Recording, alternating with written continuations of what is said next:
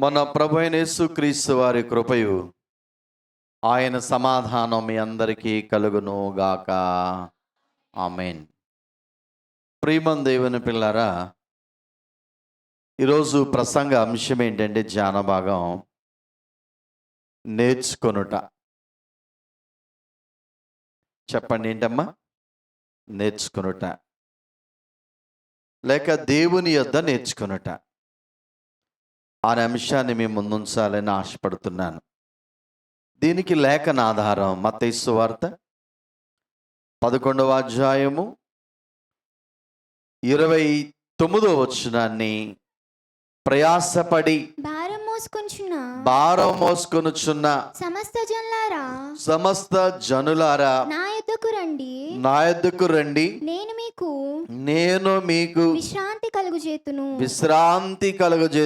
నేను సాత్వికుడను దీన మనస్సు గలవాడను గనుక మీ మీద నా కాడి ఎత్తుకొని నా యొద్ద నేర్చుకొనుడి, అప్పుడు మీ ప్రాణములకు విశ్రాంతి దొరుకును. చాలు. ప్రభునందు ప్రియమైన దేవుని పిల్లలారా, ప్రభు అయిన యేసుక్రీస్తు వారు చెప్పినటువంటి ఈ మత్తయి సువార్త 11వ అధ్యాయము 28, 29 వచనాల్ని మనం పరిశీలించినట్లయితే ఈ 2 వచనాలు మనకు చాలా పరిచయమైనటువంటి మాటలు. ఇక్కడ 2 మాటలు మనం చూస్తాం. 28వ వచనములు అంటాడు, నా యొద్దకు రండి. ఏమంటాడండి? నా యొద్దకు రండి. 29వ వచనంలో అంటాడు, నా యొద్ద నేర్చుకోండి. ప్రియులారా, మీకు అర్థమవుతుందా? మొదట ఆయన యొద్దకు రావాలట, పిదప ఆయన యొద్దట నేర్చుకోవాలట. ఈ 2 మాటలు ఈ 2 వచనాల్లో మనం చూస్తాం. ఎవరు ఆయన వద్దకు రావాలి? ప్రయాసపడి భారం మోయుచున్న సమస్త జనులు రావాలి, ఒక్కరు కాదండి. ఇది విశ్వవ్యాప్తంగా ఇచ్చిన పిలుపు, ప్రపంచవ్యాప్తంగా మనుషులందరి కొరకు ఇచ్చిన సార్వత్రికమైన పిలుపు, అన్ని దేశాలు వారికి ఇచ్చిన పిలుపు. ఒక మాటలో చెప్పాలంటే భూమి మీద ఉన్న మానవులందరినీ పిలుచుచున్న పిలుపు, ఒక కేక. ప్రియులారా, మానవుడు జన్మత కర్మ పాపి గనుక పాప భారము చేత, ప్రయాసలో, రకరకాల సమస్యల చేత విశ్రాంతి లేక నలిగిపోతున్న ఈ పాపపు ప్రపంచంలో మానవులై పుట్టిన ప్రతి వారిని ఆయన తన యొద్దకు పిలుస్తున్నాడు. ఏమని పిలుస్తున్నాడు? రండి రండి యేసుని యొద్దకు రమ్మను చున్నాడు. రండి రండి.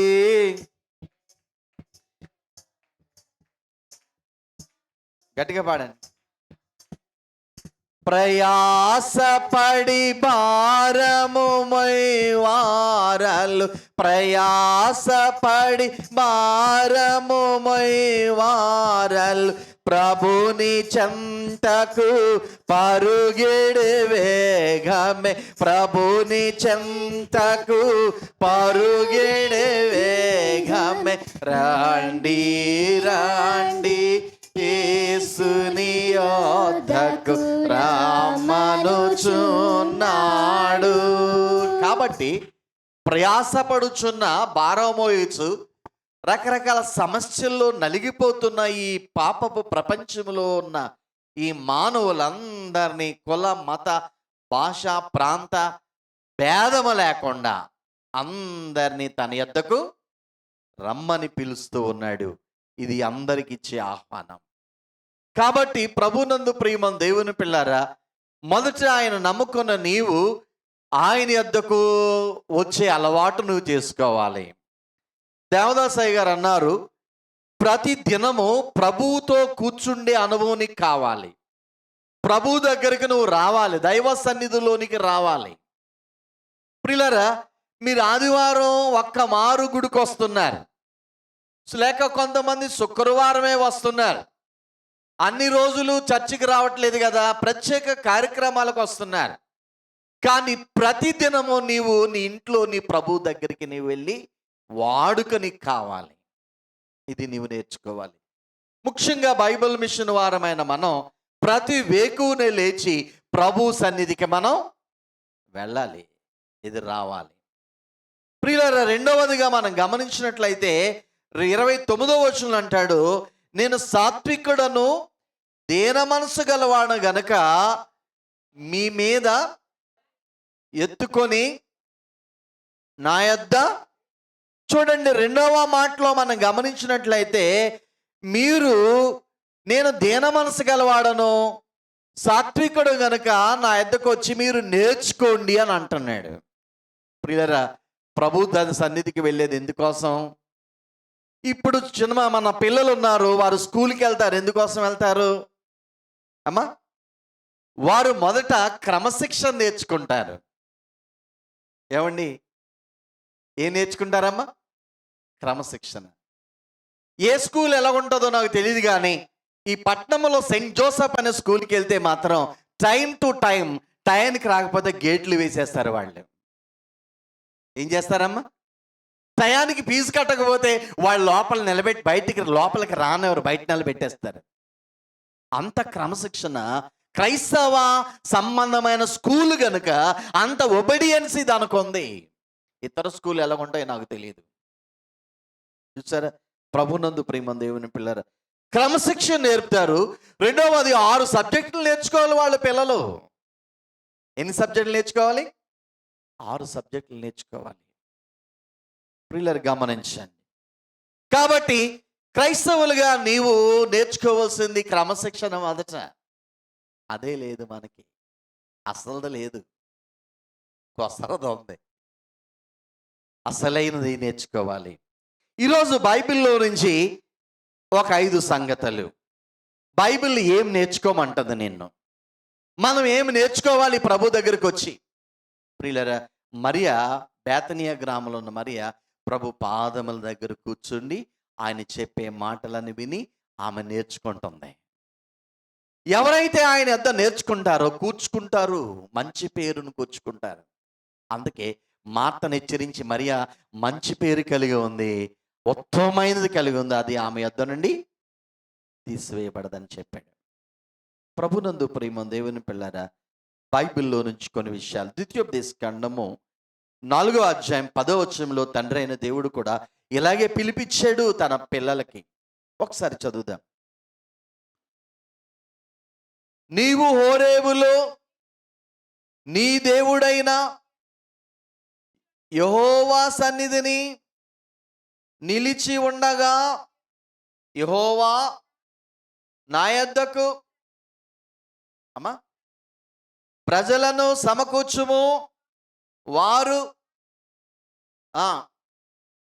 బ్రతుకు దినములన్నయు నాకు భయపడా నేర్చుకొని తమ పిల్లలకు నేర్పునట్లు వారికి నా మాటలను వినిపించదనని ఆయన నాతో చెప్పిన దినమును గూర్చి వారికి తెలుపము. చూడండి ప్రియులారా, మొదటి మాట ఏమిటంటే నీవు నేర్చుకోవాల్సింది ఏంటి?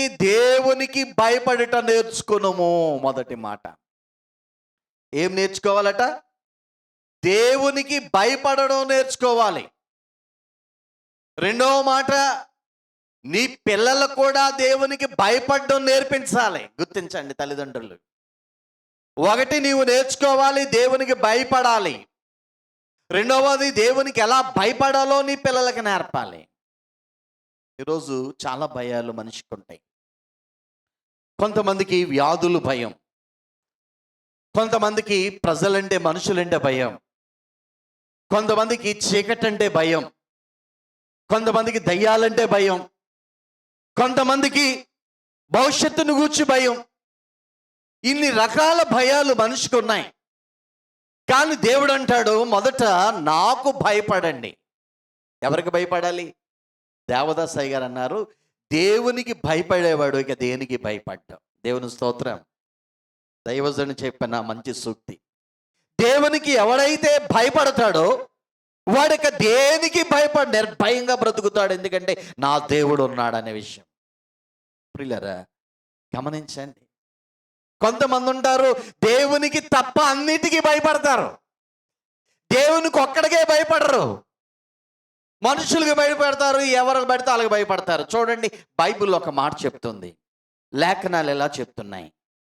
పరిశుద్ధ గ్రంథములో నుండి మత్తయి సువార్త ప్రభువైన యేసుక్రీస్తు వారు చెప్పిన మాట 10వ అధ్యాయము 28వ వచనం. మత్తయి సువార్త. అమ్మా, ఆత్మను చంపనేరక మరియు ఆత్మను చంపనేరక దేహమనే చంపువానికి భయపడకుడు గాని ఆత్మను దేహమును కూడా నరకములో నశింపచేయువానికి మిక్కిలి భయపడండి. చూడండి అమ్మా, దేహాన్ని చంపేవాడికి భయపడకండి. దేహాన్ని ఆత్మను నరకానికి పంపించే నాకు మిక్కిలి మీరేం చేయాలి? భయపడాలి. ఒకసారి ఆలోచన చేద్దాం. మనుషులకు భయపడుతున్నావా, దేవునికి భయపడుతున్నావా? దేవుని భయములో క్రమశిక్షణ ఉన్నది.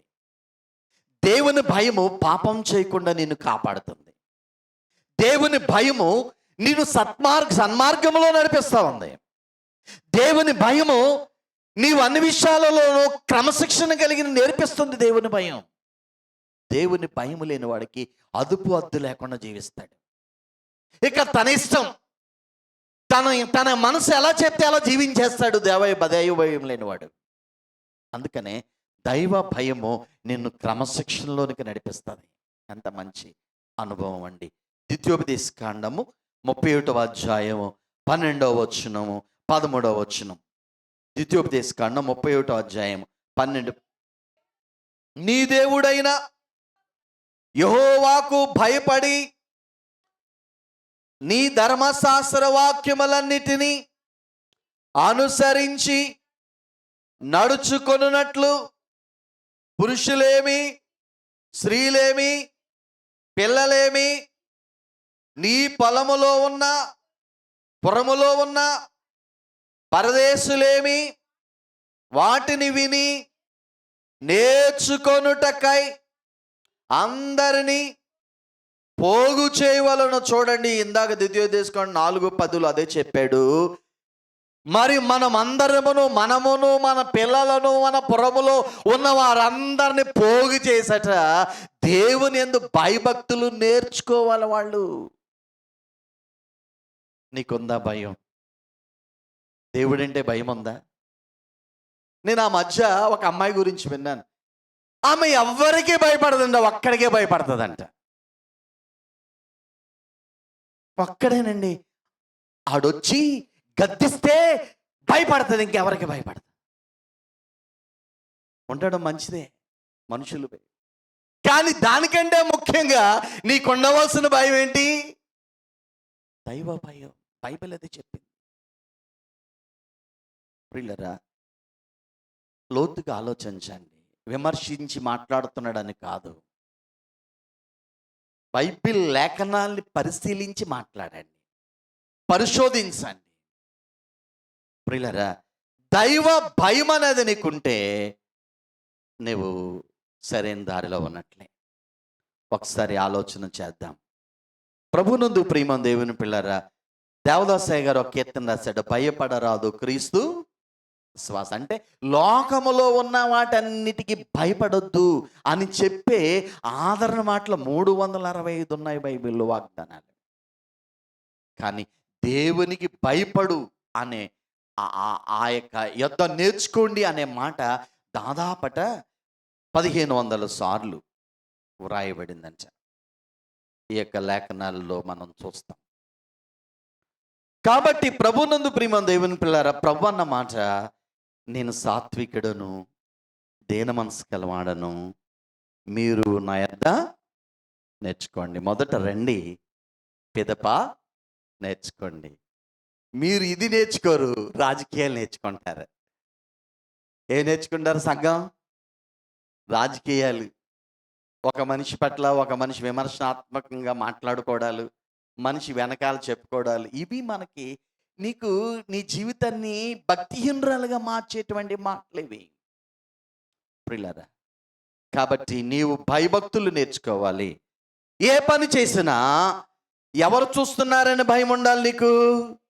దేవుడు చూస్తున్నాడు అనే స్పృహ, అనే భయం, అనే జ్ఞానం నీకు ఉండాలి. అప్పుడే నీవు తప్పు చేయకుండా ఉండడానికి నీ శరీరాత్మ ప్రాణాలు అదుపులో ఉంటాయి. మనుషులని కాదు, దేవుడు చూస్తున్నాడు. కాబట్టి ప్రియులరా, మొదట నువ్వు నేర్చుకోవాల్సింది ఏంటట? దేవుని యందు భయభక్తులు. ప్రియులరా, చాలా రిఫరెన్స్లు ఉన్నాయి, అవన్నీ చెప్పడానికి టైం లేదు గనుక ప్రియులరా, భయం అనగానే చెడుతనమును విసర్జించడం. దైవ భయము అంటే అర్థం ఏంటంటే, దానికి బైబిల్ ఇచ్చిన నిర్వచనం ఏంటంటే, దేవుని యందు భయభక్తులు నేర్చుకోవడం అంటే చెడుతనమును విసర్జించటయే. చాలా మార్లు చెప్పుకున్నాం ఈ మాట. తప్పు చేయకుండా ఉండడమే దైవ భయము, భక్తి అన్నమాట ప్రియులరా. ద్వితీయోపదేశ కాండము ఒక్కసారి ఆ లేఖనాలు మనం పరిశీలించినట్లయితే, హెబ్రీలకు రాసిన పత్రిక 10వ అధ్యాయము 31వ వచనాన్ని, లూకాసు వార్త 12వ అధ్యాయము 5వ వచనాన్ని ఒకసారి చదువుదాం. జీవము గల దేవుని చేతిలో పడుట అమ్మా? భయంకరము. జీవము గల దేవుని చేతిలో జీవము గల దేవుని చేతిలో పడుట భయంకరము. పడుట బహు భయంకరము. అయితే మీరు వెలిగింపబడిన మీదట ఆ శ్రమలతో కూడిన సా గొప్ప పోరాటము సహించిన పూర్వ దినములు జ్ఞాపకము తెచ్చుకునుడి. లూకాసు వార్త 12:5 ఇక్కడ అంటాడు, జీవము గల దేవుని చేతిలో పడుట బహు. అందుకే ఆయనకు మనం ఏమవ్వాలట? భయపడాలి. లూకాసు వార్త. ఎవనికి మీరు భయపడవలెను? ఎవనికి మీరు భయపడవలెను మీకు తెలియజేయుదును. అమ్మా, మీకు తెలియజేయుదును. చంపిన తరువాత నరకములో పడద్రోయ చంపిన వానికి శక్తి గలవానికి భయపడుడి. ఇది ఇంత క్లియర్ గా బైబిల్ చెప్పింది. అందుకే ఎంతమంది హతసాక్షులు అయిపోయి ప్రభు కొరకు ప్రాణం పెట్టిన ఆ ప్రాణానికి భయపడరు, కానీ ఎవరికి భయపడుతున్నారు? వాళ్ళు ప్రభువుకి భయపడుతున్నారనే మాట మనం చూస్తాం. మొదట నువ్వు నేర్చుకోవాల్సింది ఏంటంటే, దేవునికి భయపడుట నువ్వు నేర్చుకోవాలి. తల్లిగా, తండ్రిగా నీ పిల్లలకు నేర్పాలి. ఇది మొదటిది. రెండవదిగా నేను మీతో చెప్పాలని ఆశపడుతున్న మాట, బైబిల్ గ్రంథములో నుండి 119వ దావీదు కీర్తన 73వ చరణము మనం చదువుకుందాం ఆ లేఖనాలు. నీ చేతులు నన్ను నిర్మించి నాకు రూపు ఏర్పరచెను. నేను నీ ఆజ్ఞలను నేర్చుకొనున్నట్లు నాకు బుద్ధి దయచేయము. ఇక్కడ దావీదు మహారాజయ్యుండి దేవుని సన్నిధిలో ప్రార్థిస్తున్న ప్రార్థనలో ఏమున్నదంటే, నేను నీ ఆజ్ఞలను నేర్చుకొనున్నట్లు నాకేం కావాలి? బుద్ధి దయచేయి. దైవజనుడు దేవదాసయ్య గారు అన్నారు, నేను మొద్దునై తిని నాకు బుద్ధి నేర్పము, నన్ను దిద్దము చిన్న ప్రాయం అని పాట పాడాడు. తయు పాడు చేసి కాననైతిని నాయనా, జ్ఞానమంతయు పాడు చేసి కాననైతిని నాయనా, నీవు జ్ఞానము గల తండ్రివాని జ్ఞాప్తి వచ్చెను నాయనా, నన్ను దిద్దుము చిన్న ప్రాయము సన్నుతుండగు నాయనా. కాబట్టి అక్కడ చక్కని మాట, కరుడను దిద్దినను నీ యోద్ధ చేర్చుము నాయనా, యోద్ధ నేర్చి బుద్ధి చెప్పు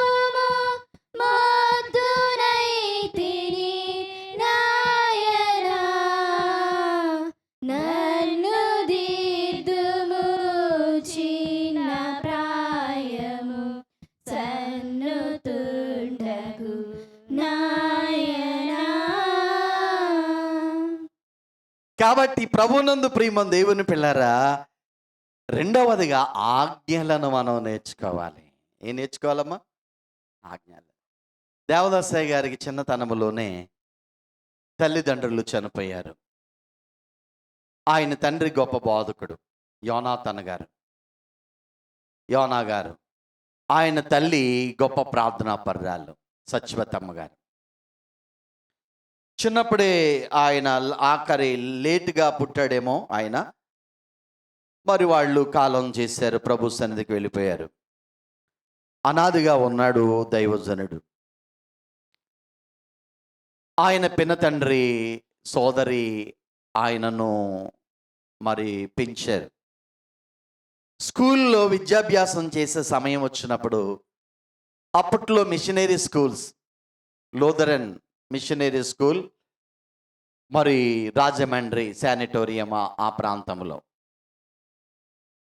అప్పట్లో ఈయన్ని వాళ్ళందరూ లూథరన్స్ కనుక లూథరన్ స్కూల్లో వేయడానికి ఆయన తీసుకుని వెళ్ళినప్పుడు అక్కడ ఇతర మిషనరీ దొరలు, పెద్దలు, డీకెన్స్, ఆ సంఘానికి సంబంధించిన నాయకులందరూ అక్కడ కూర్చున్నప్పుడు దేవదాసయ్య గారిని దాదాపు ఆయన 6 సంవత్సరాల ప్రాయము. పూర్వం 6 సంవత్సరాలు వస్తే కానీ స్కూల్ వేసేవారు కాదు.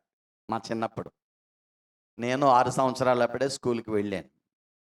తెలుసా మీకు? 5 సంవత్సరాలు 6 సంవత్సరాలు రావాలి ఎలిమెంటరీ స్కూల్లో వేయాలంటే. అప్పట్లో ప్రైవేట్ స్కూల్స్ లేవు, మా చిన్నప్పటి గవర్నమెంట్ స్కూల్స్. ఇంకా దేవదాసయ్య గారి కాలం అంటే మిషనరీ స్కూల్సే ఉన్నాయి ప్రియులారా, ఇండియా దేశం అంతా. తీసుకొచ్చినప్పుడు దేవదాసయ్య గారిని ఇప్పుడైతే ఎంట్రన్స్ ఎగ్జామ్ పెడుతున్నారు, వాళ్ళకి మ్యాథ్స్ అని ఇంగ్లీష్ అని వాళ్ళ మార్కులు ఇన్ని వస్తే వాళ్ళని మా స్కూల్లో జాయిన్ చేసుకుంటామని. మొన్న కూడా కొంతమంది పిల్లలు వేరే స్కూల్లోకి వెళ్ళి రాశారు. అలాగే దేవదాసయ్య గారిని ఆ లూథరన్ మిషన్ హై స్కూల్లో జాయిన్ చేయడానికి ఎంట్రన్స్ ఎగ్జామ్ ఏంటో తెలుసా?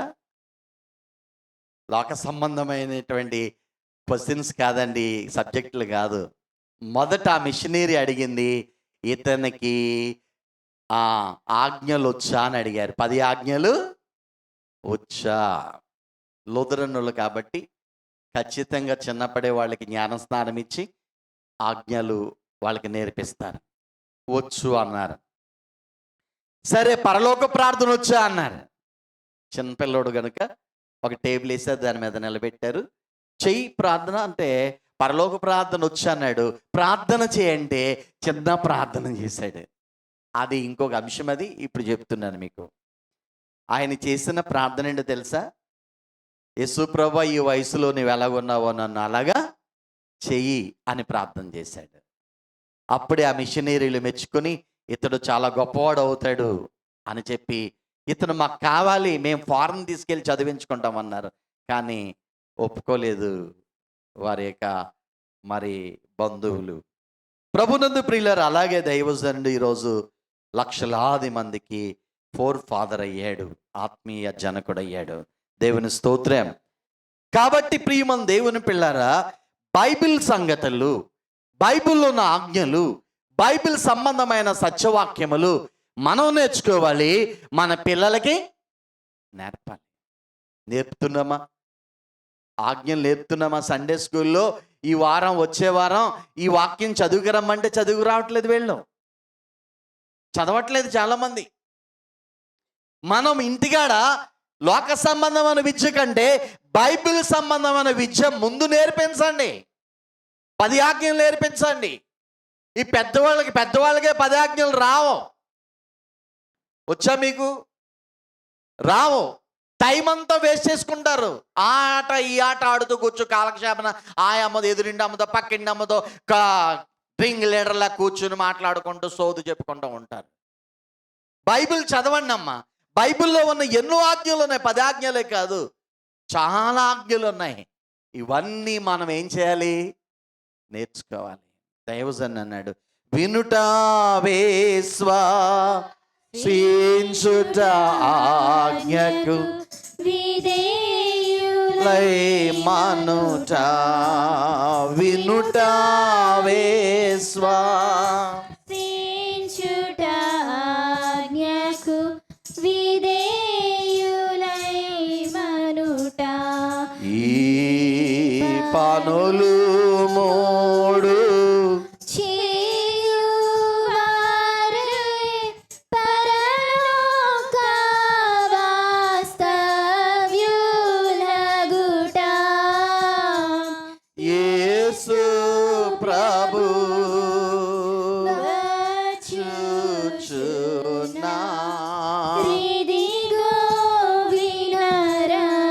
కాబట్టి కేవలం క్రైస్తవుడిగా ఆదివారం మాత్రమే నీకు బైబిల్ గుర్తొస్తుందా?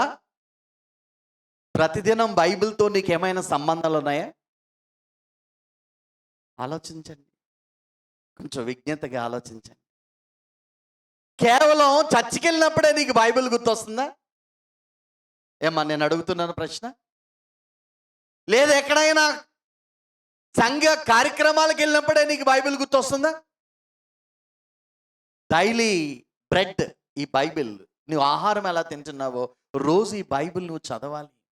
వాక్యాహారం భుజించిన ఎడల బలము ఆత్మకు ఎట్లు వచ్చును అన్నాడు దైవజనుడు ఏకాంత ప్రార్థన, ఏకాంత స్థలము కోరుమనే కీర్తనలో. మరి రోజు బైబిల్ చదువుతున్నారా? ఏమ్మా మాట్లాడు. చదువురాని తల్లులు ఉన్నారు, మాకు చదువు రాదండి, మేము చదవం అనుకుంటారా? నీ పిల్లలను చదివిస్తున్నావు, మనవాళ్ళని మనవరాన్ని ఆల్చి కూర్చోబెట్టి ఇరుగోరా రోజు ఒక అధ్యాయం చదువు, నేను వింటానని చెప్పు. లేదంటే సెల్ ఫోన్ ఓపెన్ చేస్తే ఆడియో, నువ్వు చదవవసరం లేదు, మా ఆదికాండం మొదటి అధ్యాయం పెట్టి దీంట్లో నేను వింటానని చెప్తే అదే చదువుతుంది. నువ్వు విను కొంచెంసేపు. అలాంటి ఏం చేస్తున్నారా మీరు? దైవజనుడు బైబిల్ చెప్తుంది, ఈ ప్రవచన వాక్యాలను చదువువాడు, వినువాడు, గైకొనువాడు ధన్యుడు. కాబట్టి బైబిల్ వాక్యాలను నేర్చుకోండి, ఆజ్ఞలు మీద నేర్చుకోండి. మీ పిల్లలకి ఏం చేయాలి? నేర్పాలి. ఆజ్ఞలు నేర్చుకోండి, ఆ బుద్ధి నేర్పించము. గొలస్సీలకు రాసిన పత్రిక చదువు. బుద్ధి జ్ఞానములో సర్వ సంపదలు. నిర్గమాకాండం 23:27 చదవండి. నిర్గమాకాండం 23:21. ఆయన సన్నిధిని జాగ్రత్తగా ఉండి ఆయన మాట వినవలెను, ఆయన కోపము రేపవద్దు, ఆయన కోపం రేపవద్దు, మీ అతిక్రమములను ఆయన పరిహరింపడు, నా నామము ఆయనకున్నది. చూడండి, ఆయన సన్నిధిలో నీవు ఆయన మాట వినవలెను. ఏం చేయాలమ్మా? ఆయన మాట వినాలి. వింటున్నామా? ఆలోచన చేద్దాం ప్రియులారా. ఇంకా నేను డీప్గా చాలా రెఫరెన్సులు ఉన్నాయి, ఎవరైనా రాసుకోవాలన్న వారు తర్వాత నన్ను అడగండి. క్లుప్తంగా నేను 10 గంటలకల్లా ఈ లేఖనాలను ముగించాలని ఆశపడుతున్నాను. ఒకటి, నా యొద్ద నేర్చుకోండి. ఏం నేర్చుకోవాలంటే మొదట ఆయన యొద్ద భయము భక్తి నేర్చుకోండి. మీరు నేర్చుకోవడమే కాక మీ పిల్లలకు నేర్పండి. రెండవది, ఆయన ఆజ్ఞలను నేర్చుకునే బుద్ధి నిమ్మని ప్రార్థన చేయండి. ఆజ్ఞలు నేర్చుకోండి. బైబిల్లో 10 ఆజ్ఞలే కాదు, చాలా ఆజ్ఞలు మన కొరకు ఇవ్వబడ్డాయి, వ్రాయబడ్డాయి. బైబిల్ క్రమం తప్పకుండా చదవండి. ప్రియులారా గమనించండి అమ్మా, గమనించండి. ఇందాక భయము అనే చోట ఫిలిప్పీ 2:12-13 రాసుకోండి, చదవద్దులేండి. ఫిలిప్పీ 2వ అధ్యాయం 12-13. సరే, మూడవ అనుభవంలోకి వెళ్తున్నాను. చూడండి, 119వ అధ్యాయము కీర్తనల గ్రంథము 71వ వచనం చదువుదాం. ఇందాక 73 చదివారు అమ్మా. నేను నీ కట్టడలను నేర్చుకున్నట్లు శ్రమ నొందియుండుట నాకు మేలాయను. మూడవ అంశం ఏంటంటే మనము నేర్చుకోవాల్సింది కట్టడలను నేర్చుకోవాలి. ఏం నేర్చుకోవాలమ్మా? కట్టడలు. బైబిల్ ధర్మశాస్త్రములు 3 సంగతులు తన పిల్లలకి నేర్చుకోమని చెప్పాడు. ఒకటి, నా ఆజ్ఞలు. ఏం చెప్పాలి? ఏంటమ్మా? రెండవది, నా న్యాయ విధులు. ఏం చెప్పాలి? న్యాయ విధులు అంటే ధర్మశాస్త్రం, ఏ తప్పు చేసి ఏ శిక్ష వేయాలి వాళ్ళకి అవగాహన ఉండాలి. మూడవది, ప్రియమం దేవుని పిల్లారా, కట్టడలు. ఏంటమ్మా? కట్టడ. ఈ 3 మీకు వివరిస్తాను. ఆజ్ఞలు, కమాండ్మెంట్స్. ఒకటి, దేవుని ఎదుట పాపం చేయకుండా ఉండడానికి దేవునికి సంబంధించిన ఆజ్ఞలు ఉన్నాయి. రెండవది, ఒక మనిషి పొరుగువాని ఎదుట తప్పు చేయకుండా ఉండడం కొరకు, మనుషుల కొరకు ఎలా ప్రవర్తించాలో ఆజ్ఞలు ఉన్నాయి. టోటల్గా ఆజ్ఞలు తప్పు చేయకుండా ఉండటం కొరకు ఇవ్వబడ్డాయి. రెండవది న్యాయ విధులు. ఏ తప్పు చేశావో, ఏ శిక్ష నీకు వస్తుందో అది వ్రాయబడింది ధర్మశాస్త్రంలా, చట్టం. ప్రియులారా, కంటికి కన్ను, పంటికి పాత నిబంధన చట్టం. ప్రియులారా, గమనించండి. తప్పు చేస్తే దేవుని ఉగ్రత మన మీద ఉంటుంది అని గుర్తుపెట్టుకోండి. మూడవదిగా కట్టడలు. ఏంటమ్మా? కట్టడల ఉపయోగం ఏంటంటే, ఒక అధికారి ఎలా ఉండాలి, ఒక రాజు ఎలా ఉండాలి, ఒక ప్రవక్త ఎలా ఉండాలి, ఒక యాజకుడు ఎలా ఉండాలి, ఒక సమాజంలో మనుషులు ఎలా ఉండాలి, దీనిని కట్టుబాట్లు అని మనం తెలుగులో అంటారు. సొసైటీలో నీవు ఎలా ఉండాలి. ప్రియులారా, ఈ కట్టుబాట్లు, ఈ బౌండరీస్ మధ్య నీవు ఉండాలి. మనం ఎక్కడ ఉండాలి? దేవుడు మనకి ఏ బౌండరీ గీశాడో ఆ బౌండరీ లోపల నీవు ఉండాలి, కానీ దాటి నీవు వెళ్ళిపోతే అప్పుడే నీవు దేవునికి దూరమైనట్లు లెక్క. గుర్తుపెట్టుకోండి. ఈరోజు ఒక్కొక్క సమాజానికి కొన్ని కట్టుబాట్లు ఉన్నాయి, ఒక్కొక్క కులానికి ఒక కట్టుబాట్లు ఉన్నాయి, ఒక్కొక్క మతానికి ఒక కట్టుబాట్లు ఉన్నాయి, ఒక కట్టడలు ఉన్నాయి, ఒక ఇంటికి ఒక కట్టడలు ఉన్నాయి, రూల్స్ అన్నమాట. నువ్వు ఇలా ఉండాలి, ఇలా ఉండకూడదు అని చెప్పేవి. గమనించండి ప్రియులారా. కాబట్టి బైబిల్ మిషన్ వారలారా, క్రైస్తవ సంఘానికి కొన్ని కట్టడలు ఉన్నాయి, అలాగే మన మిషన్ కూడా కొన్ని కట్టడలు ఉన్నాయి. దీన్ని ఏమన్నారంటే సిద్ధాంతములు. ఏంటండి? సిద్ధాంతములు. ఇవి బైబిల్ మిషన్ సంఘానికున్న ఆ కట్టడలు. బైబిల్ చెప్పింది కనుక దాని నియమం ప్రకారంగా నీవు ఆయన నియమించిన ఏర్పాట్లోనికి వచ్చిన ప్రతి దాన్ని నీవు మరి క్రమం తప్పకుండా నువ్వు ఆచరించాలి. మనకు కొన్ని పండుగలు ఉన్నాయి, బైబిల్లో కూడా కొన్ని పండుగలు ఉన్నాయి. మన సంఘానికి కూడా ఏమున్నాయి? కొన్ని పండుగలు ఉన్నాయి. వాక్యానుసారంగా చెప్పబడిన ఏ నియమమైనా అది దాటి వెళ్ళిపోకు, అప్పుడే నువ్వు దేవునికి దూరం అయిపోతావు. అందుకనే ఆ కట్టడలను నువ్వేం చేయాలి? నేర్చుకోవాలి. స్త్రీ ఎలాగ ఉండాలి, భర్త ఎలాగ ఉండాలి, పాస్టర్ గారు ఎలాగ ఉండాలి, విశ్వాసులు జీవము గల సంఘములు ఎలాగ ఉండాలి, ఇవన్నీ బైబిల్లో పొందుపరచబడ్డాయి. అది దాటి వెళ్ళిపోక సుమ, ఆ కట్టడలను నువ్వేం చేయాలి? నేర్చుకోవాలి. ద్వితీయోపదేశకాండం 1 మొదటి రాజుల గ్రంథము 6వ అధ్యాయం 12వ వచనం. మొదటి రాజుల గ్రంథం 6వ అధ్యాయం 12వ వచనం. అమ్మా, నీ మందిరమును కట్టించుచున్నావే, నీవు నా కట్టడలను న్యాయ విధులను అనుసరించి నడుచుకొనుచు నేను నియమించిన ఆజ్ఞలన్నిటినీ గైకొని ఎడల నీ తండ్రి అయిన దావీదుతో నేను చేసిన వాగ్దానములు. చూడండి, సొలొమోనుకు చెప్తున్నాడు, నీ తండ్రి నా కట్టడలు, నా న్యాయ విధులు, నా ఆజ్ఞలు పాటించాడు గనుక నువ్వు పాటిస్తే నీ విషయంలో నా నిబంధన ఏం చేస్తాను? నిన్ను స్థిరపరుస్తాను. నీ పనులు స్థిరపరచబడతాయి, నీ విద్య స్థిరపరచబడుతుంది, నీ కలిగిన ఉద్యోగంలో నువ్వు స్థిరపరచబడతావు, అన్నిటిలో నువ్వు స్థిరంగా ఉంటావు. దేవుడు నిన్ను స్ట్రాంగ్ చేస్తాడు, అన్ని విషయాలలో బలపరుస్తాడు అని చెప్పాడు. కాబట్టి ప్రభునందు ప్రేమ దేవుని పిల్లరా, మనం ఆయన కట్టడలను ఏం చేయాలట? మనం నేర్చుకోవాలి. ఏం చేయాలమ్మా? గైకొనాలి. ఇది ఎన్నో విషయం అమ్మా? 3వ విషయం. 4వ విషయం దగ్గరికి వస్తున్నాను. 4వ విషయం దగ్గరికి వస్తున్నాను. బైబిల్ అలా చెప్తుంది. ఇర్మియా గ్రంథం 9వ అధ్యాయం 20వ వచనం. ఇర్మియా గ్రంథం.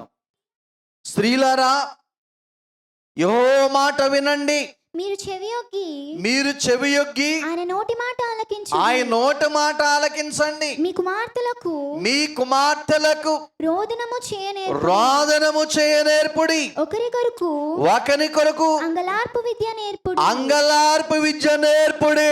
చూడండి ప్రియులారా, నాలుగవ సంగతి ఏంటంటే, నీవు అంటే భక్తి కలిగినటువంటి క్రైస్తవ తల్లి తండ్రి మీ పిల్లలకు ఏ విద్య నేర్పాలట?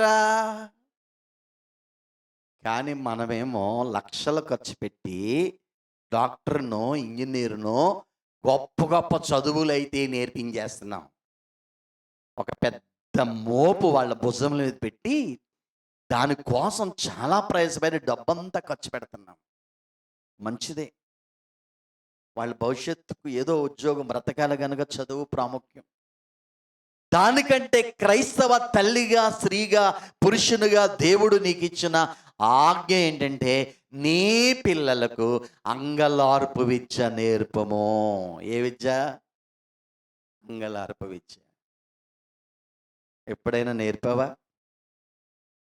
నీ పిల్లలకి నేర్పావా ఎలా ప్రార్థన చేయాలో, ఎలా కన్నీరు కార్చాలో? నేర్పావా? మీ అమ్మ కన్నీరు కారుస్తుంది, ఆ విద్య నేర్చుకోండి.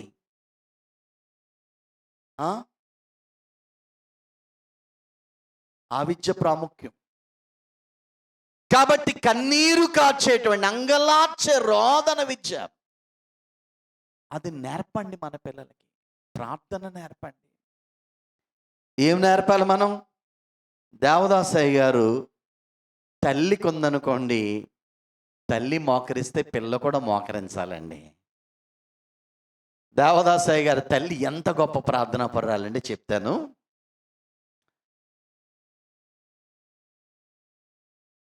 ఆ బాల్యకాలంలో తల్లి వీడెప్పుడు పడుకుంటాడని ఎదురు చూసేదట. ఎందుకంటే ఆమె రాత్రి బెడ్ మీదకి వెళ్ళకముందే ఆమె ఏం చేసుకోవాలి? దేవుని సన్నిధిలో ప్రార్థన చేసుకోవాలి. ఎంతమంది ఉన్నారు అలాగా? పడక గదికి వెళ్ళకముందే ప్రార్థన చేసేవాళ్ళు, తినకముందే ప్రార్థన చేసేవారు. మీ కుటుంబంలో ఇలాంటి ప్రార్థన అనుభవం ఉందా? రాత్రి 9 అవగానే వంటగది గుర్తొచ్చి శుభ్రంగా తినేసి, బెడ్ గుర్తొచ్చి శుభ్రంగా పడుకొని, ఎప్పుడో 9 గంటలకు 8 గంటలు లేచి వెంటనే సెల్ ఫోన్ ఓపెన్ చేసి, హాయ్ బంగారం, ఎవరో ప్రియుడు, ఎవడు వాడు? ప్రియుడు.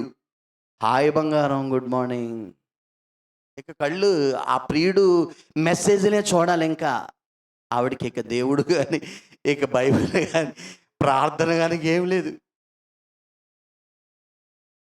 ఏమ్మా, కొంతమందికి అయితే భార్యను రమ్మని భార్య ముఖం చూడడం లేవగానే, అమ్మో భార్య ప్రియులు ఉన్నారా? ఉంటారు. భార్యను ప్రేమించాలి. చెప్తాను నెక్స్ట్ అంశం అదే. కొంతమంది భార్య అంటే ఇష్టం లేని వాళ్ళు ఉంటారు. కొంతమంది చిరాకు పడుతూ ఉంటారు ఎప్పుడు భార్య మీద. అలాంటి వాళ్ళు ఏం గుర్తు రాకపోతే 2 చేతులు నలుపుకొని మెడ్ మీద ఉండి 2 చేతులు వాడే మురిసిపోతూ ఉంటాడు. ఇది పెద్ద జాతకుడు మరి. ఎంత భయంకరం చూడండి. క్రైస్తవ సంఘములో పుట్టి క్రీస్తు రక్తములో కడగబడిన నీకు సనాతన ధర్మం, నీవు దైవజనుడు దేవదాసయ్య గారు చెప్పింది, మంచము దిగగానే ఇది మొదటి పని అయి ఉండాలి. డేలో ఫస్ట్ అవర్లో నీవు మంచం దిగ్గానే వెంటనే మోకరించి, నీ మంచం దిగ్గానే మోకాళ్ళ మీద నీ సృష్టికర్తకు నమస్కారం చేయి. ఇది ఫస్ట్ నీ దినచర్యలో మొదటి పని అయి ఉండాలని దేవదాసయ్య గారు. ఆ మొదటి పని నువ్వు చేస్తే నీ పనులన్నీ ఆయన చేస్తాడు. ఆ మొదటి పని నీకు లేదు. దేవదాసయ్య గారు తల్లి ఎంత భక్తి కలిగిందైతే ఆ చిన్న బిడ్డను పరుండబెట్టి ఈమె మోకరించాలని అనుకునేది. అప్పుడు ఆయన పడుకున్నట్లుగా ఉండేవాడట, ఈమె వెళ్ళి మోకరించేదట ఆ పడక గదిలో, సన్నిధి గదిలో. వెంటనే ఆ తల్లి ఎప్పుడైతే కళ్ళు మూసుకుని మోకరిస్తుందో వెంటనే ఆయన వచ్చి ఆమె వెనకాల మోకరించేవాడట దేవదాసయ్య గారు. చిన్న వయసులో తల్లిదండ్రులు ప్రార్థనా పరులైతే పిల్లలు కూడా ప్రార్థనా పరులుగా మీకు ఆ విద్య వాళ్ళకు కూడా నేర్పాలి. నీకే లేదు, ఇక నీ పిల్లలకి ఏం నేర్పుతావు? లక్షలు పెట్టి, కోట్లు పెట్టి చదివించు. దానికంటే క్రైస్తవుడిగా అంగలార్ప విద్య, ప్రార్థన విద్య ఎవరికి నేర్పాలి? పిల్లలకి నేర్పాలి. వాడు కారు కావాలంటే కొనిచ్చేస్తావు, 10 లక్షలైనా కొనిచ్చేస్తావు. వాడికి ఒక బండి కావాలి, కొనిచ్చేస్తావు. కానీ ఎప్పుడైనా వాడికి ప్రార్థన నేర్చుకోరని చెప్పావా నీ పిల్లకి, నీ పిల్లోడికి? వాడు ఏది కావాలో అది ఇచ్చేస్తావు, ఫోన్పే చేసేస్తావు. నానా ఈరోజు ప్రార్థన చేసుకున్నావా? వాడు ఎక్కడో ఉన్నా ఈరోజు బైబిల్ చదివావా? నీవు ఆఫీస్కి వెళ్ళే ముందు, స్కూల్కి వెళ్ళే ముందు నీవు లేచి ప్రార్థన చేసి, మాకు అదే నేర్పారు మా తల్లిదండ్రులు. దగ్గర పిలిచి పిల్లల్ని ప్రార్థన చేసి సిలువు గుర్తేసి స్కూల్కి కాలేజీలకి పంపాలండి ఈ రోజుల్లో. అదుందా నీకు? ఒకసారి ఆలోచించు. నీకే లేదని ఇంకా నీ పిల్లలకి ఏమి ఇవ్వగలుగుతావు? నీ దగ్గరుంటే పిల్లలకు నువ్వు ఇవ్వగలుగుతావు, నువ్వు లేనప్పుడు ఇవ్వలేవు ప్రియులరా. అందుకనే బైబిల్ చెప్తున్న 4వ సత్యం ఏంటంటే, నీ పిల్లలకు అంగలార్పు విద్య అంటే ప్రార్థన విద్య. ఏ విద్య? నేను ఒక మాట చెప్పాలనుకుంటున్నాను.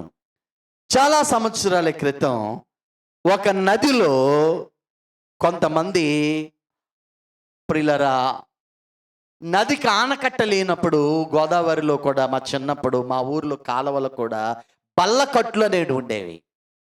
బల్లకట్టు అంటే తెలుసా? చిన్న పడవ లాంటిది అన్నమాట.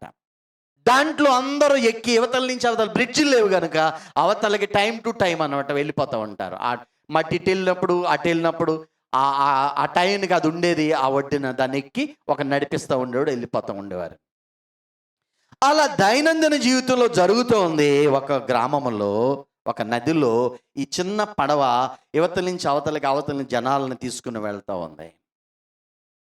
ఆ జనాలను తీసుకుని వెళ్తున్నప్పుడు ఏమండి, ఒకరోజు ఒక పండితుడు ఆ చిన్న దోణిలో ఎక్కాడటండి. దోణి నడిపేవాడిని అంటున్నాడట, అరే నీకు చదువొచ్చా, బడుద్దాయి, నీకు అదొచ్చా, నీకు మ్యాథ్స్ వచ్చా, సైన్స్ వచ్చా, ఇంగ్లీష్ వచ్చా అన్ని అడుగుతుంటే వాడు, బాబు నేను చదువుకోలేదు, నాకు ఏ విద్య రాదని చెప్తున్నాడట. ఏమి రాదు? ఎందుకు రా నువ్వు పుట్టావు అని ఆ నిందిస్తూ ఉంటే కొంతసేపు అయిన మధ్యకి వెళ్ళిన తర్వాత ఆ ఉధృతికి ఎక్కువైపోయి ఆ బోటు కాస్త మునిగిపోతుందంట. ఏమైపోతుంది? నదిలో మునిగిపోతుందంట. అప్పుడు ఈ నావికుడు, వాడ నడిపేవాడు, ఈ పడవ నడిపేవాడు అంటాడు, అయ్యా ఎవడికి పల్లెటూరులు అంటే అందరికి ఈత వస్తుందండి, నాకు కూడా వచ్చు, మాకు కాలువలు ఎక్కువ. చిన్నప్పుడంతా మా కాలువలతోనూ పొలాలతోనూ గేదెలతోనూ ఈ పల్లెటూరు వాతావరణంలో పెరిగామేమో, వాటన్నిటితో మాకు ఎక్కువ సంబంధం. చేపలు వేటాడడం, చెట్లు ఎక్కి దూకడం, నేను తాటి చెట్లు కూడా ఎక్కాను, కొబ్బరి చెట్లు ఎక్కాను, ఇవన్నీ అలవాట్లు నాకు ఉన్నాయి. ఇప్పుడైతే ఎక్కలేదులేండి, మెట్లే ఎక్కలేదు. పిల్లలకి గమనించండి. అయితే అందరూ తలోక విద్య ఈత వచ్చిన వాళ్ళు అందరూ వెళ్ళిపోతున్నారు. ఈ పండితుని అంటున్నాడు, బాబు నువ్వు అన్ని విద్యల గురించి చెప్పావు, ఈత విద్య వస్తే ఏది నువ్వు క్షేమముగా బయటికి వెళ్ళిపో బాబు అంటే, అరే నాకు అన్ని విద్యలు వచ్చి కానీ ఏ విద్య రాదు? ఈత విద్య రాదు. అందరూ ఈదుకుని వెళ్ళిపోయాడు, వాడు అక్కడే మునిగిపోయాడట. అవును ప్రభునందు ప్రియులరా, లోకములో మనం ప్రయాణం చేస్తున్నాం. మన యాత్ర పరలోకం గమ్యం, మేఘం వరకు మనం ప్రయాణం చేయాలి. నీవు క్రైస్తవ ధోనిలోనూ, నీ వ్యక్తిగత ధోనిలోనూ నువ్వు నడుస్తుంటే నీకు కావాలి ఆ ఆవలి ఒడ్డుకు పరలోకం చేరడానికి ప్రార్థన అనే విద్య. ఏ విద్య కావాలి? వాక్యం అనే విద్య. ఏమండి, ఈ సనాతన క్రైస్తవ ధర్మములనే విద్య నీకు లేకపోతే, నీ పిల్లలకు నువ్వు నేర్పకపోతే ఎలాగ అవతలగా చేరగలవు? ఒక ప్రశ్న వేసుకుంటూ మరొక అంశంలోనికి వెళ్దాం. ఎన్ని విషయాలు చెప్పుకున్నాం మనం? చెప్పండి, మీకు అర్థమవుతుందా ప్రసంగం? చెప్పండి. మొదటి ఏ విద్య నేర్చుకోవాలి? భయభక్తులు. రెండవది ఆజ్ఞలు. మూడవది, నాలుగవది అంగలార్పు ప్రార్థన విద్య అని బ్రాకెట్లో పెట్టుకోండి. ఐదవది చెప్తున్నాను ప్రియులరా, హెబ్రీయులకు రాసిన పత్రిక 5వ అధ్యాయము 8వ వచనం. 5వ అధ్యాయము 8వ వచనం. అమ్మా, ఆయన కుమారుడయుండియు తాను పొందిన తాను పొందిన శ్రమల వలన విధేయత నేర్చుకొనెను మరియు ఆయన సంపూర్ణ సిద్ధి పొందిన వాడై ఆ మెల్కీసెదెకు యొక్క ఆ. క్రమంలో చేరిన ప్రధాన యాజకుడని దేవుని చేత పిలువబడి చూడు, ప్రభునందు ప్రియమం దేవుని పిల్లారా, ప్రభు ఈ లోకములో ఒక మానవుడిగా వచ్చి శిలువ యాగమును పొందడానికి, మనందరం రక్షించడానికి ఆయనట ఏమి నేర్చుకున్నాడు? సృష్టికర్త అయిన పరమ తండ్రి ఎదుట తండ్రికి విధేయుడై జీవించాడు. అది నేర్చుకున్నాడు ఆయన. ఈరోజు నా యొక్క నేర్చుకోండి అని చెప్తున్న యేసు ప్రభు దగ్గర ఇన్ని విద్యలు ఉన్నాయి. ఈ విధేయత అనే విద్య కూడా ఆయనే ఇస్తాడు నీకు. విధేయత నేర్చుకోవాలట. మనం కూడా ఏం నేర్చుకోవాలి? ఈ విధేయత ఎవరి దగ్గర ఉంది? యేసు ప్రభు దగ్గర ఉంది. నా యొద్ద నేర్చుకుంటున్నాడు కదా, ఆయన విధేయత నేర్చుకున్నాడు తండ్రి ఎదుట ఎలా ప్రవర్తించాలో. విధేయత అనే మాటకు అర్థం ఏంటంటే లోబడుట. ఏంటమ్మా? లోబడుట. మరి మనము దేనిని చూడండి, దేనిని నేర్చుకోవాలో చెప్తాను. ఎవరికి విధేయులు అవ్వాలి, ఎవరికి లోబడాలంటే ఒక 7 సంగతులు ఉన్నాయి. వాటిని మీకు జ్ఞాపకం చేస్తాను.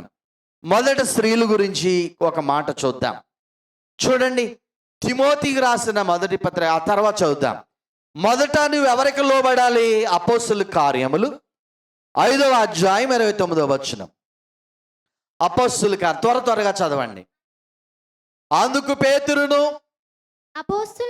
అపోస్తులను మనుషులకు కాదు దేవునికే మేము లోబడవలను లోబడవలను కదా. చూడండి ప్రియులారా, మొదట మనుషులకు కాదట. ఎవరికి లోబడాలి? మనం ఎవరికి విధేయులు అవ్వాలి? సృష్టికర్త అయిన పరమ తండ్రికి. కుమారుడు అదే నేర్చుకున్నాడు, మనకు నేర్పిస్తున్నాడు. నీవు మనుషులకు విధేయుడవుతున్నావా? దేవునికి లోబడుతున్నావా? ఒకసారి ఆలోచన చేయండి ప్రియులారా. లోబడడం అంటే సరౌండ్ అయిపోవడం, దేవుని చిత్తానికి మనము లోబడిపోవడం. 2 కొరింథీయులకు రాసిన పత్రిక 10వ అధ్యాయం 5, 6 వచనాలు చదువుదాం. 2వ కొరింథీయులకు రాసిన పత్రిక. అమ్మా, మేము వితర్కములను దేవుని గూర్చిన జ్ఞానమును అడ్డగించు ప్రతి ఆటంకమును పడద్రోసి ప్రతి ఆలోచనను క్రీస్తుకు లోబడునట్లు చెరపట్టి మీరు సంపూర్ణ విధేయతను కనపరుచునప్పుడు సమస్తమైన అవిధేయతకు ప్రతిదండన చేయ సిద్ధపడి ఉన్నాము. చూడండి ప్రియులారా, మనమట క్రీస్తుకు లోబడాలి, విధేయత చూపించాలి. ఎందుకంటే ఎఫెసీ 5:24 ప్రకారంగా సంగమునకు క్రీస్తు ఏమై ఉన్నాడు? శిరస్సు అయి ఉన్నాడు. శిరస్సు మరి క్రీస్తు గనుక, శరీరం మనం గనుక మనకు లోబడాలి. ఎఫెసీ 5:24 సంఘము క్రీస్తునకు లోబడినట్లుగా. చూడండి, మొదట దేవునికి లోబడాలి, క్రీస్తుకు లోబడాలి సంఘము అనే మాట మనం చూస్తాం. ఇది మొదట మనం నేర్చుకోవాల్సినటువంటి ఆ విషయాలు. దేవునికి, క్రీస్తు ప్రభుకి లోబడాలి. 2 విషయాలు అవి. చూడండి, మూడవదిగా ఎఫెసీ 6:1-3 మనం చూస్తా ఉంటాం. అమ్మా, ప్రభువునందు మీ తల్లిదండ్రులకు విధేయులై ఉండాలి. పిల్లల గురించి చెప్తున్నాడు. చిన్నపిల్లలు, మీరు చదువుకోవడమే కాదు, మీరు ఎవరికి విధేయులై ఉండాలి? మీ తల్లికి, తండ్రికి. ఒకవేళ తండ్రి లేకపోతే తల్లికి. వాళ్ళు ఇంటికి యజమానులు గనుక వారికి మీరేమవ్వాలి? లోబడాలి. వాళ్ళతోనే మీ జీవితం ముడిపడి ఉంది మీకు పెళ్ళిళ్ళు అయ్యే వరకు. మరి ప్రియులరా, తల్లిదండ్రులకు మనం ఏమవ్వాలి? జీవితాంతము మనం లోబడవలసిన అవసరం ఉన్నది. 1 పేతురు పత్రిక చదవద్దు కానీ 1వ అధ్యాయం 14వ వచనం కూడా తల్లిదండ్రులకు విధేయులు అవ్వాలనే మాట అక్కడ వ్రాయబడింది, చూసుకోండి. తర్వాత మనం ఎవరికి లోబడాలి? ఎఫెసీ 5:22-24 ఎందా చదివాం కదా. భార్యలారా మీ భర్తలకు లోబడాలి. భార్యకు భర్త ఏమై ఉన్నాడు? శిరస్సు అయి ఉన్నాడు. క్రీస్తు సంఘానికి శిరస్సు ఎలాగున్నాడు, భార్యకు భర్త శిరస్సు గనుక భర్తకు లోబడాలి భార్య. లోబడుతున్నారా? మీ భర్తలకు లోబడుతున్నారా? ఆలోచన చేయండి ప్రియులారా. మరొకటి చూద్దాం. ఎఫెసీయులకు రాసిన పత్రిక, హెబ్రీయులకు రాసిన పత్రిక 13వ అధ్యాయము 17వ వచనం చదువుదాం. అలాగే రోమా పత్రిక 13వ అధ్యాయం 1వ వచనం. మీ పైన నాయకులుగా ఉన్నవారు ఆ, లెక్క ఒప్ప చెప్పవలసిన వారి వలె మీ ఆత్మలు కాయచున్నారు. ఆ, వారు దుఃఖముతో ఆ పని చేసిన యెడల మీకు నిష్ప్రయోజనము గనుక ఆ. దుఃఖముతో కాక ఆనందంతో చేయనట్లు వారి మాట విని ఆ. వారికి లోబడి ఉండుడి. చూడండి ప్రియులారా, సంఘానికి కాపరులు, సంఘ నాయకులు, పెద్దలు, అధికారులు, సంఘానికి మీరు సంఘ కాపరికి ఏమవ్వాలి అమ్మా? వాళ్ళు దేవుని సేవ చేస్తున్నారు కనుక మీరు లోబడకపోతే ఎవరు బాధపడతారు? కొంతమంది ఉన్నారు మన సంఘంలో గర్విస్తులు. మరణాత కూడా చెప్పరు. పాస్టర్ గారి కుటుంబాన్ని గౌరవించరు. అలా వస్తారు, అలా వెళ్ళిపోతారు. మాకు సంబంధం చర్చి వచ్చాం, వాక్యం వినేసాం, వెళ్ళిపో, అంతే, అంతవరకే మాకు సంబంధం. ఇక్కడ బైబిల్ ఏం చెప్తుందంటే, వారు దుఃఖముతో నీ విషయంలో పాస్టర్ దుఃఖపడకూడదు. ఈవిడ లోబట్టలేదు, ఈవిడి మాట విందు, ఈవిడ మూర్ఖురాలు, మోనార్కురాలు, వీడు ఎవడికి లోబడడు అనే చింత దేవుడికి ఉండకూడదు, దైవజనుడికి ఉండకూడదు. ప్రియులారా, దుఃఖముతో మేము సేవ చేయకూడదు. మీ విషయంలో ఆనందంగా చేయాలి. ఈ బిడ్డ చక్కగా లోబడుతుంది. చాలా obedient girl, obedient man, women, ఏదైనా చక్కని చాలా లోబడతారండి వీళ్ళు. దేవుని వాక్యాన్ని లోబడతారు. గర్విస్తులుగా ఉండకండి. ప్రభునందు ప్రియమం దేవుని పిల్లరా, లోబడాలి సంఘ నాయకులకు, కాపరులకు. రోమా 13:1 రాసుకోండి. పై అధికారులకు లోబడి ఉండవాలను. చూడండి, మీ ప్రిన్సిపల్, మీ కాలేజ్ మేట్, ఆ పెద్దలు, అలాగే మీ మన పైన నాయకులు, మన అధికారులు, భూలోక వాళ్ళకు కూడా మనం ఏమవ్వాలి? లోబడాలి. తీతు 3:1 కూడా వ్రాయబడింది. తీతు 3:1 తీతు పత్రిక. అధిపతులకును అధికారులకును లోబడి విధేయులుగా ఉండవలనని ప్రతి సత్కార్యము చేయుటకు సిద్ధపడి ఉండవలనని ప్రతి మేలు చేయుటకు సిద్ధపడి ఉండవలనని మనుషులందరి ఎడల సంపూర్ణమైన సాత్వికమును కనపరచు ఎవరిని దూషింపక జగడమాడని వారును శాంతులై ఉండవలనని వారికి జ్ఞాపకం. చూడండి ప్రియులారా, అధికారులైన వారికి మనం ఏమై ఉండాలట? విధేయత లేక లోబడి ఉండాలి. ఇప్పుడు యజమానులు కొలస్సీ 3:22 ప్రకారంగా, ఎఫెసీ 6:5 ప్రకారంగా యజమానులకు చదవండి. దాసులారా, మనుషులను సంతోషపెట్టు వారైనట్టు కంటికి కనబడవల్లని కాక ప్రభువునకు భయపడుచు. అమ్మా,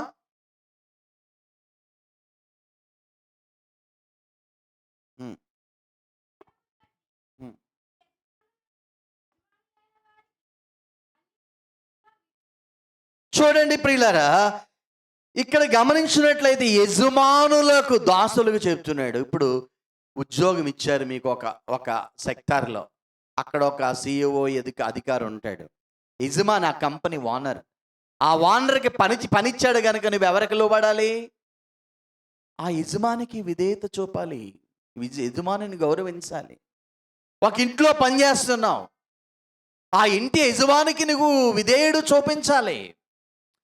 ఒక ఉద్యోగంలో ఉన్న పై అధికారికి నువ్వేం చేయాలి?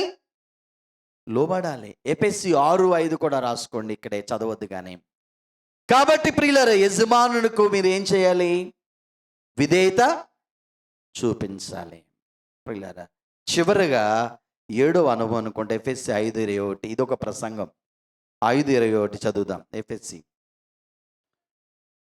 క్రీస్తునందుల భయముతో ఒకరికి ఒకరు లోబడి ఉండండి. చూడండి ప్రియులారా, ఇప్పుడు సంఘములో ఉన్నాం మనం.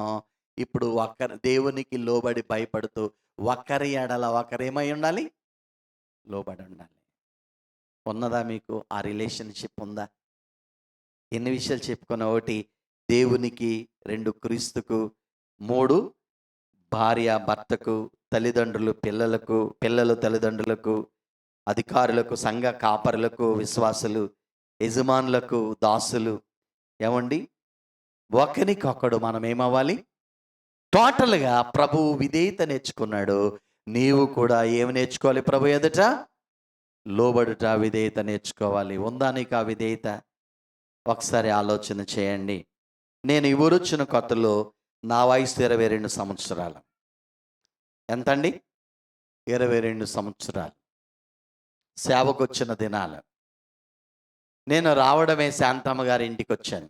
అక్కడ విశ్వాసరావు గారు తీసుకొచ్చి వాళ్ళే బైబిల్ మిషను మరి సంఘ సభ్యులుగా ఉన్నారు కనుక రాగానే విశ్వాసరావు గారు, ఈయనేనమ్మా మీ పాస్టర్ గారు మిషన్ పంపింది. అప్పుడు నేను చాలా సన్నగా ఉండేవాడు, విన్నిగడలేక.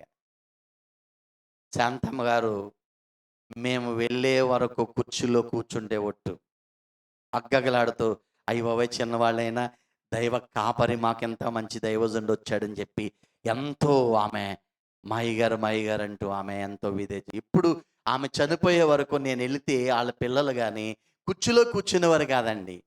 వాళ్ళ పిల్లలైతే గడప దాటి బయటకు వచ్చేవారు. గడప లోపల ఇంట్లోనే అలా నిలబడి ఉండేవారు. ఆ మంజక్క కానీ వాళ్ళ చిన్న పాప కానీ. అంత పెద్ద వయస్కురాలు కూడా నేను కూర్చోండి బాబు అని చెప్పి నన్ను కూర్చోబెట్టి ఆమె నిలబడి మాట్లాడేది. అది గౌరవ బుద్ధి, అది ఒబీడియన్స్. ఇప్పుడు మీరైతే కాలు మీద కాలు వేసుకుని పాస్టర్ గారు వచ్చారా, మరణాథయ్య గారు, మరణమ్మ గారు చేతులు జోడించడం ఏమి లేదు. గర్విస్తులు కొంతమంది. అది లేదు. ఆలోచించండి ఒక్కసారి. విధేయత నేర్చుకోండి. అలా చెప్పాడు తండ్రి. ఏం నేర్చుకోమన్నాడు? విధేయత నేర్చుకోమన్నాడు. చివరిగా నేను ముగిస్తున్నాను. మిమ్మల్ని ఎన్నన్నా మీరు నేర్చుకోవాలని నాకు తెలుసు. మమ్మల్ని తిడతాడని అనుకుంటా అదే చూస్తారు తప్ప ఈ బాధలో ఈయన ఎంత బాధపడి మమ్మల్ని అంటున్నాడనే విషయం గ్రహించండి. ఆ ఒక్కటి పట్టుకున్నా మమ్మల్ని తిట్టాడు ఈరోజు కూడా అని అనుకుంటా వెళ్ళిపోతారు. అదే మనసులో పెట్టుకుంటారు. నన్ను శత్రువుగా మాత్రం చూస్తారు. కానీ ఆయన హెచ్చరించిన హెచ్చరికలు ఎంత లోతైన అర్థం ఉందో గ్రహించట్లేదు. అది మీకు మేలు అని చెప్తున్నాను, కీడు అని కాదు. కీడు పోద్దని చెప్తున్నాను, అది మీరు గ్రహించండి. చివరిగా ఒక మాట చదివి ముగిస్తాను. చదువు ఆఖరిగా మనం ఏమి నేర్చుకోవాలో పౌలు గారు చెప్తాడండి. చాలా చక్కని విషయం. ఫిలిప్పీ 4వ అధ్యాయం 11-12 వచ్చిన బైబిల్లో ఉన్న వాళ్ళందరూ తీయండి. నాకు కొదువ కలిగినందున నేను ఎలాగూ చెప్పుటలేదు. నేను ఏ స్థితిలో ఉన్నాను ఆ స్థితిలో సంతృప్తి కలిగి ఉండా. అమ్మా వినండి, అందరూ వినండి. నేను ఏ స్థితిలో ఉన్నానో ఆ స్థితిలో సంతృప్తి కలిగి ఉండా నేర్చుకున్నాను. ఉదాహరణకు 10,000 రూపాయలు నెలకు నీకు జీతం. ఆ 10,000 రూపాయలు దేవుడు నాకు ఇస్తున్నాడు కనుక ఆ రేంజ్ లో నాకు కలిగిన వాటిని బట్టి నేను తృప్తి కలిగి ఉన్నాను.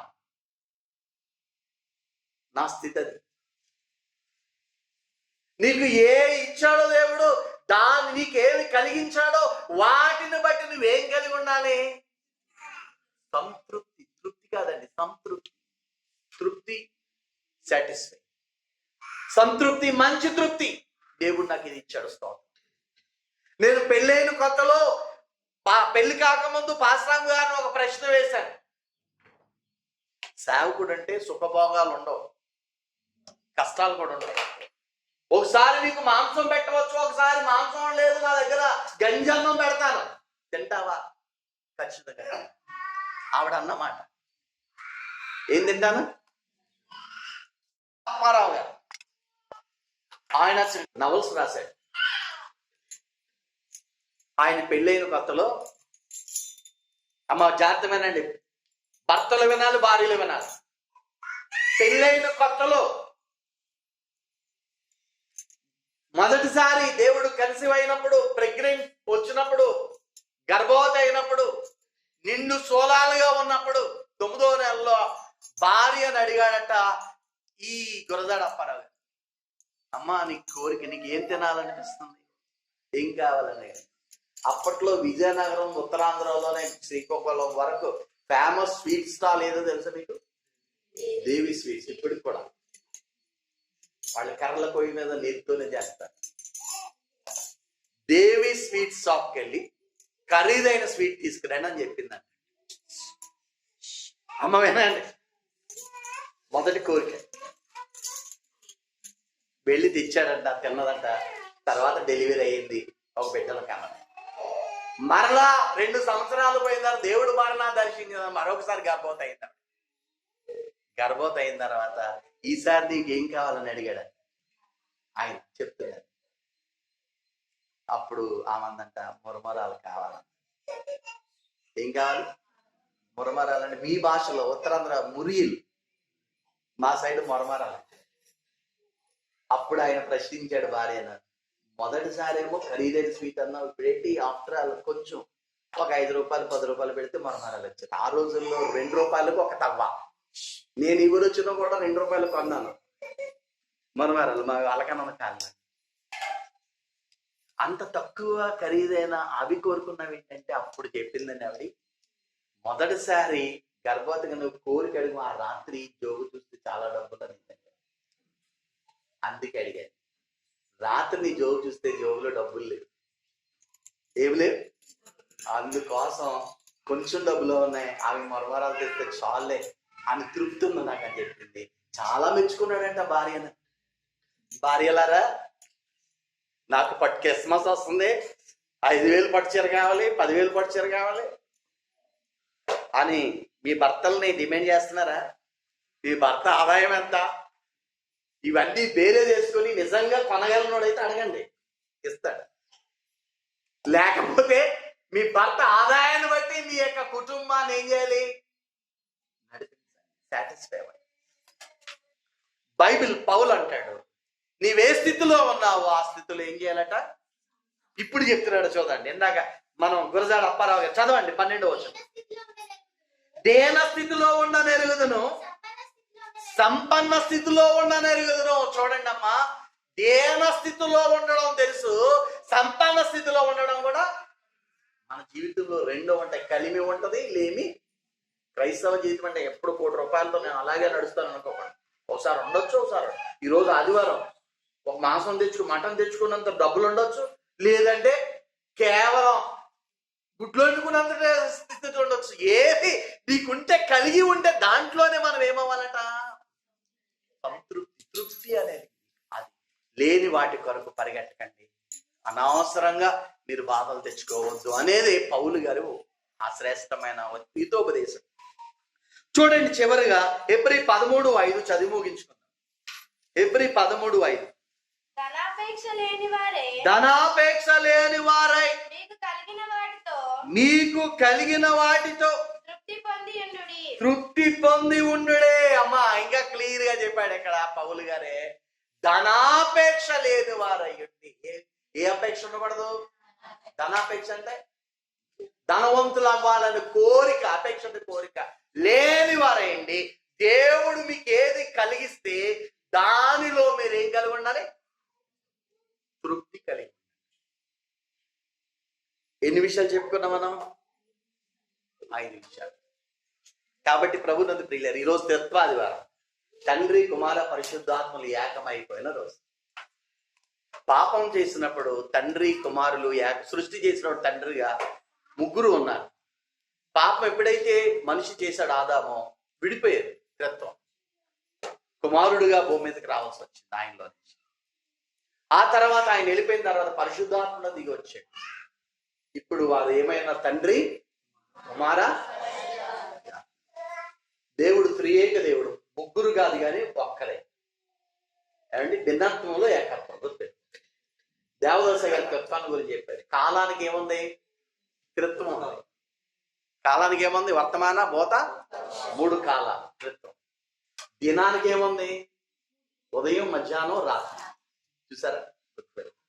ఒక క్యాండిల్కి ఏముంది? 3 ఉన్నాయి క్యాండిల్లో. చూడండి ఏమున్నాయమ్మా చెప్పండి. క్యాండిల్లో వెలుగు, లోపల ఉన్న ఒత్తి, బయటికి కనబడే మైనం. మన బాడీలో ఏముంది? మనం కూడా మూడే, త్రిత్వం. దేవుడు ఏమై ఉన్నాడో మనం అలా చేశాడు. శరీరము బయటికి కనబడదు, రక్తం, ప్రాణం, ఆత్మ, మూడు ఉన్నాయి. ఈ ఆత్మ దేవుడి పిల్లల, దేవుడి దగ్గరికి వెళ్ళాలి. మనం కూడా త్రిత్వమై ఇలా చెప్పుకుంటూ పోతే మనము త్రియేక దేవుని కలిగి ఉన్నాం. ప్రస్తుతం దానిని విపులీకరణ చేయడం మీకు అర్థం కాదు. రేపు పరలోకం వెళ్ళిన తర్వాత త్రిత్వం అంటే ఏమిటో క్లియర్గా ఈ ముగ్గురు ఏకమై ఎలా ఉన్నారో అప్పుడు తెలుస్తుంది. ప్రస్తుతం అది నీకు అర్థం కాదు. కాబట్టి ఈరోజు ఏ వారం? త్రిత్వాది వారం. కాబట్టి త్రిత్వ దేవుని దీవెనలు సమృద్ధిగా మీ అందరికీ కలుగును గాక. కాబట్టి టోటల్ గా ఈరోజు ఆయన వద్ద ఏం నేర్చుకున్నారమ్మా? చెప్పండి వరుసనే. 10:30 అయిపోయింది, ముగిస్తాను. అమ్మా చెప్పట్లేదు మీరు సరిగా. మగవాళ్ళు అసలు మాట్లాడలేదు. మొదటిది దేవుని యందు భయభక్తులు, రెండవది, మూడవది కట్టడి, నాలుగవది అంగల, ఐదవది, ఆరవది తృప్తి. మనం కలిగిన వాటిలో, దేవుడు కలిగించిన వాటిలో తృప్తి పొందుతూ మనం ఆ దేవుని కొరకు భక్తి కూడా ఏమై ఉండాలి? నేను సరిగా ప్రభు కొరకు బ్రతికానన్న తృప్తితో, నేను సరిగా నా ప్రభు కొరకు జీవించానన్న తృప్తితో బ్రతికి ఆయన వచ్చినప్పుడు ఆయన మేఘం మీద కాదు. భక్తిలో తృప్తి లేనివాడు పరలోకం చేరలేడు. మరలా చెప్తున్నాను, భక్తిలో తృప్తి లేనివాడు ఎక్కడ చేరలేడు? భక్తిలో తృప్తి లేదంటే అర్థం ఏంటంటే లోటు ఉందా? తృప్తి ఉందంటే నేను సరిగా చేశాను భక్తి. ఆయన తృప్తి కలిగి ఆ మేఘం ఎక్కే కృపా భాగ్యము పరిశుద్ధాత్మ తండ్రి మనందరికీ ప్రసాదించును గాక.